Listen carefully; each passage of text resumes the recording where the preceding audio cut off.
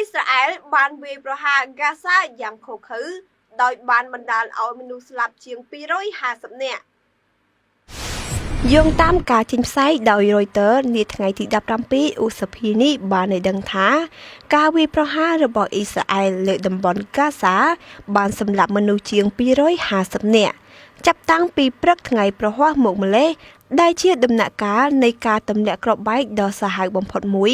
ចាប់តាំងពីបទឈប់បាញ់បានដួលរលំនៅក្នុងខែមីនាកន្លងទៅ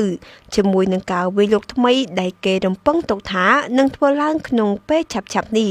បន្ទាប់ពីកើតមានការវាយប្រហារដ៏សាហាវនេះពេលនេះប្រធានាធិបតីអាមេរិកដូណាល់ត្រាំបានទទួលស្គាល់វិបត្តិនៃភាពអត់ឃ្លានដែលកំពុងកើនឡើងនៅហ្គាហ្សានិងតម្រូវការសម្រាប់ការផ្តល់ជំនួយផងដែរ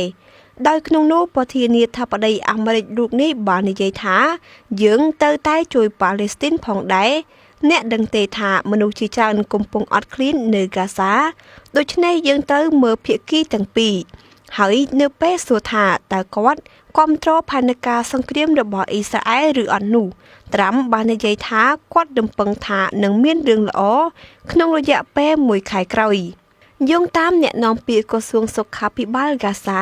លោក Khalil Al-Dikran បាននិយាយថាការវាយប្រហារតាមអាកាសនិងកាំភ្លើងធំកាលពីថ្ងៃសុក្រគឺផ្ដោតលើផ្នែកខាងជើងនៃតំបន់ដ៏តូចចង្អៀតដែលមានមនុស្សម្នារាប់សិបនាក់រួមទាំងស្ត្រីនិងកុមារត្រូវបានសម្លាប់ពេញមួយយប់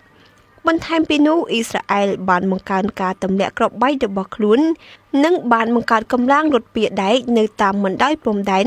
បើទោះបីជាមានសម្ពាធអន្តរជាតិកាន់តែខ្លាំងឡើងសម្រាប់ប្រទេសនេះឲ្យបន្តកិច្ចចរចាបត់ឈប់បាញ់ឡើងវិញ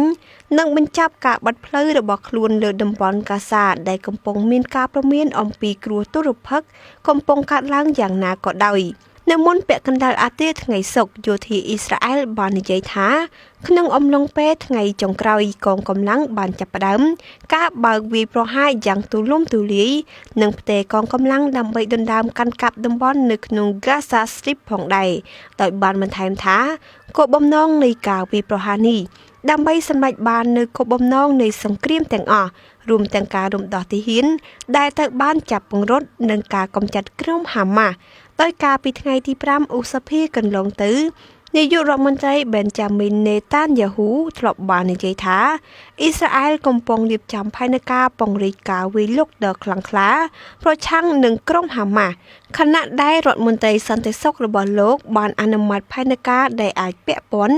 នឹងការដណ្ដើមយកតំបន់ Gaza Strip ទាំងមូលនិងការគ្រប់គ្រងជំនួយគួរឲ្យដឹងថាគោលដៅដែលបានប្រកាសរបស់អ៊ីស្រាអែលនៅ Gaza គឺការលុបបំបាត់ក្រុមហាម៉ាស់ដែលបានវាយប្រហារសហគមន៍អ៊ីស្រាអែលកាលពីថ្ងៃទី7ខែតុលាឆ្នាំ2023កន្លងទៅដោយបានសម្លាប់មនុស្សប្រហែល1200នាក់និងចាត់ចំណាត់ខ្មាំងប្រហែល250នាក់នាងខ្ញុំមេងធីតាពីកម្មវិធី MAJ TV News